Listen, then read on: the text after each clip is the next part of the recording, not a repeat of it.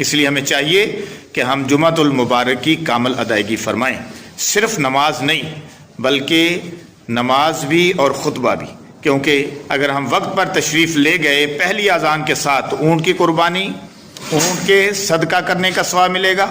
اگر ہم وقت پر تشریف لے گئے پہلی اذان کے ساتھ تو اونٹ کے صدقہ کرنے کا ثواب ملے گا، اور اس کے ساتھ اگر بعد میں گئے تو پھر گائے کی قربانی کا، گائے کے صدقہ کرنے کا ثواب ملے گا۔ اگر اس کے بعد گئے تو مینڈے کے صدقہ کرنے کا ثواب ملے گا۔ اگر اس کے بعد گئے تو پھر مرغی کے صدقہ کرنے کا ثواب ملے گا، اور اگر اس کے بعد گئے تو صرف انڈے کے صدقہ کرنے کا ثواب ملے گا۔